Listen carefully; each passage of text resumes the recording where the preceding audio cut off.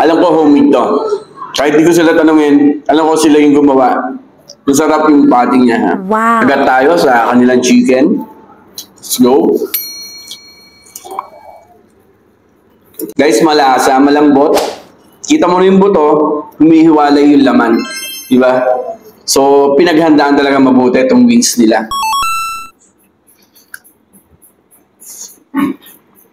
Alam mo yung toppings na may kaunting pizza. Kasi, ang daming toppings ng pizza nila, mga idol. Sarap. May lasa yung mismong chicken niya sa loob, yung chicken breast.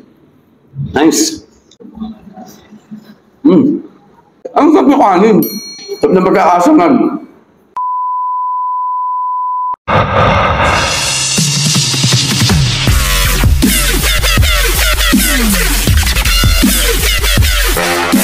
So yan guys, what's up mga katikman? Another day, another food vlog tayo mga idol. So yan guys, andito tayo sa Mapini Street, San Pablo City. Guys, napakadaling makita netong bagong tindahan na to. Magti 3 months pa lang sila dito sa kanilang pwesto guys. Ito ay malapit lang po sa Doctors, malapit lang sa Central. So ito yung location nila, Mapini Street lang po mga idol. So ayan guys, ito ang Fatty Guys. Ayan, yung Fatty Guys ay galing po sa Nagcarlan. So yan sila nagmula. Company owned din. So nung umpisa, milk tea at burger pa lang yung tinitinda nila. At nagkalaon, lumalakas sila, nagdagdag na sila ng ibang product. Meron silang pizza, meron silang chicken wings. Nakita ko may mga burger, meron din silang mga rice meal. So lahat yan, titikman natin mga idol. Ipapakita ko sa inyo kung anong pwede nyo expect na foods o food trip dito sa Fatty Guys. So yun, may nakita sa atin dito, nangingin sticker, idol. Ayan, shoutout. Ano pangalan? Maynard po. Maynard, yan. Galing sa, taga saan? Alaminos. Alaminos, si Maynard. So yun, so shoutout sa'yo. Ingat ka ha, Ares. So yun. Good luck po sa pag-vlog. Ayun. More viewers. More viewers. Po. Titikman natin tong Fatty Guys. So panoorin mo ha, tas kain ka dito. So yan, tara guys. Samahan nyo ako, tikman natin to. Let's go!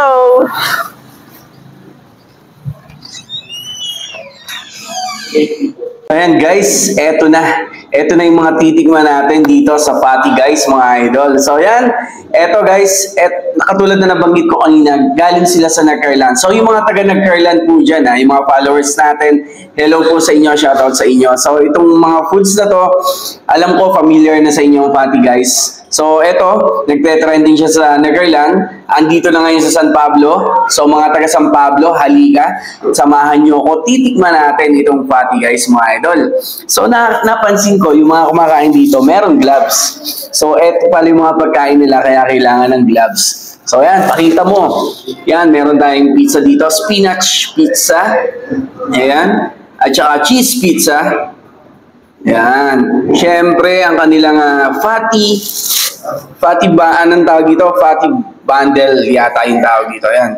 So, meron silang nachos, fries, 2 burger. Guys, less than 500 pesos. Sulit na sulit ka dito. Kasi ito yung kanilang quarter pounder na napakalaki ng patty. Ayan. Tapos, yung kanilang mga chicken. Ayan. Tapos, meron din silang pasta. Ito, ang tuna pasta. Mukhang masarap guys, oh. Tapos, meron silang mga rice meal. Chicken tonkatsu, mga idol. Ganda na pagkakaprito. Nice. 150 lang to, idol. Tapos, ito, meron silang mga silog din. Tapos, fried rice, ha. Hindi basta nilagyan ng bawang yung ibabaw. Fried rice talaga. So, tara, guys. Samahan nyo ako. Tikman natin to. Nakakagutom tingnan, di ba? So, kung mapapanood mo to, tikman nyo na din to, mga idol, ha. Yan. So, tayo ng gloves. Dito muna tayo sa kanila mga fries and nachos. Tikman natin yung sauce. Ayan.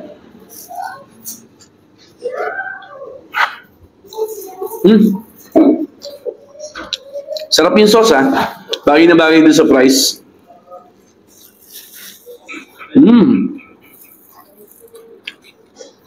Nachos, syempre. Meron din ground pork.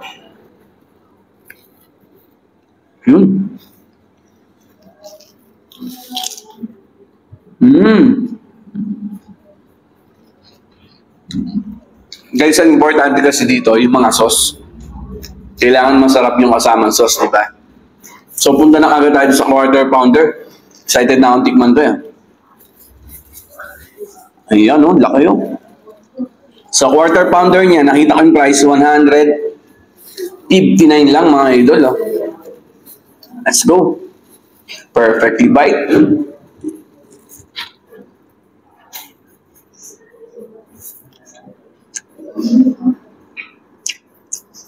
Guys, unang kagat na lasa ko agad yung patty.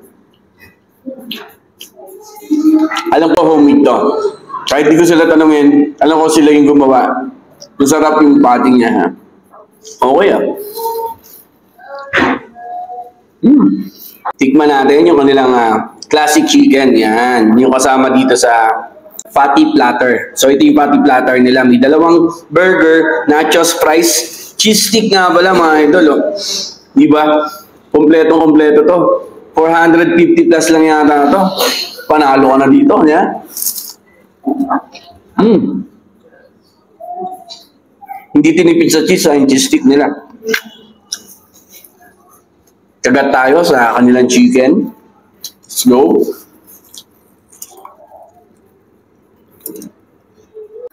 Tinikman ko yung plain. Kasi meron sila mga flavored wings. Guys, malasa, malambot. Kita mo na yung buto, humihiwalay yung laman. Diba? So, pinaghandaan talaga mabuti itong wings nila. So, tikman natin yung kanilang iba pang flavor. So, punta siguro ako dito sa Buffalo. Mahangang eh. Diba? Ang ganda ng cover. Honey garlic to, guys. So, yung honey garlic, ang ganda ng cover niya. Hindi sobrang tamis. Guys, yung natitigman ko si ibang honey garlic, sobrang tamis eh. Di ba? Parang nilalagyan ba kasi ng asukal ng iba? Di ba? Dako. Tingnan natin kung manghang talaga ang Buffalo.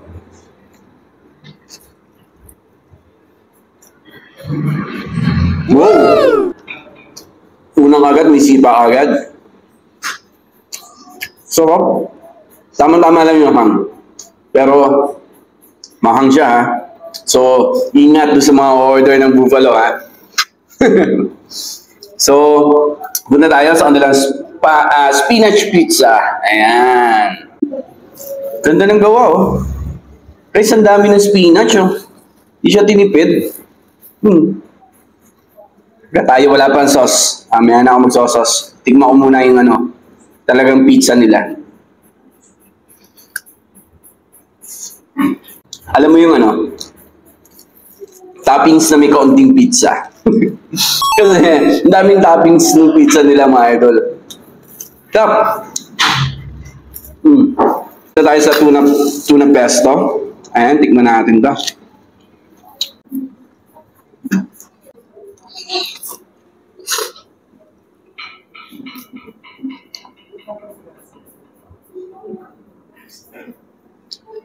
Lasang-lasa mo yung tuna doon sa pesto nila. Okay. 150 plus din lang din. Guys, napansin ko yung mga dito, yung mga presyo nila, affordable. Kumbaga worth naman doon sa lasa ng pagkain.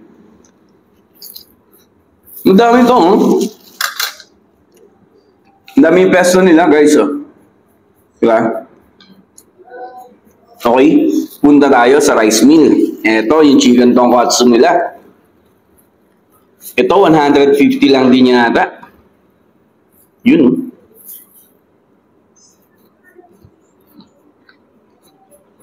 Kinig niyang maltong.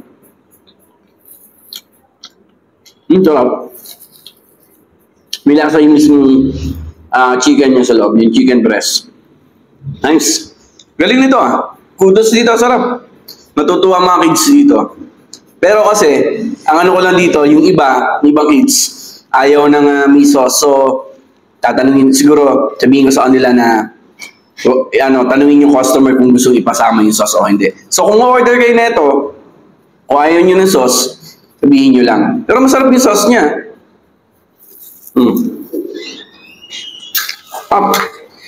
So, guys, ito yung top silog nila. Ayan. So, for only 110 pesos, meron ka ng top silog Yan, fried rice ha. Hindi siya basta nilagyan ng bawang.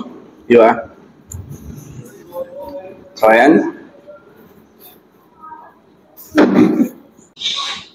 Guys, kung mapapansin nyo, medyo kakaunti yung tapa, pero malasa.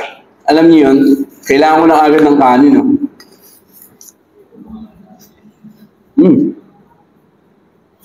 Sa 110 lang siya. Ang sarap yung kanin.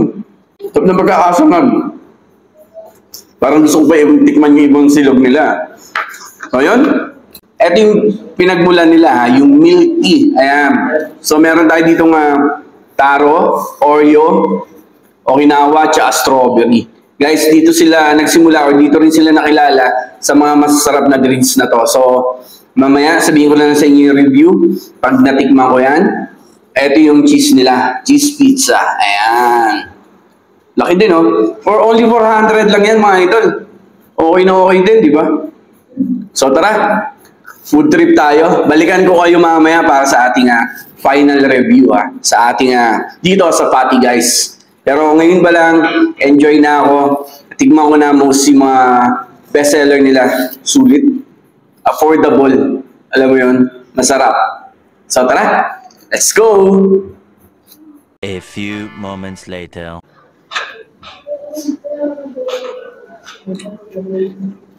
So yun guys, sarap. Sarap ng Oreo, ano lang. Oreo milk tea. So yun guys, overall experience, nabusog tayo, syempre. So, nag-stand out sa akin guys, yung silog, ang sarap ng kanin, promise. So, tikman nyo yun guys, yung kanin nila. Tapos, syempre, yung mga chicken, yan, tuwan-tuwa ako sa mga flavor ng chicken guys. So, sobrang maayos o masarap yung pagkaagawa nila ng chicken kahit nag-iba-iba yung flavor. Yes! So, yung pizza, panalo. So, yan guys, invite ko kayo dito, Pati guys, tikman nyo din mga idol, Talagang, kumbaga, affordable, pang merienda. Sulit yun, yung ano yun yung fatty platter, may 2 cheeseburger, tapos may mga nachos, fries, cheese stick. Ayos! So, yun, tikman nyo na rin itong Pati guys. Dito lang to sa Mabini Street. Maganda yung lugar nila, fully air condition, napakaliwalas ng mga ilaw. Pwede kayong mag-date dito, kumain ng tropa, kumain ng family. So yun, napakalapit lang dito sa bayan ng San Pablo. So lalo na po doon sa mga taga-Nagairlan, alam nyo na yung lasa na ito, puntahan nyo na rin to. So yun guys, tikman nyo na rin, Pati guys.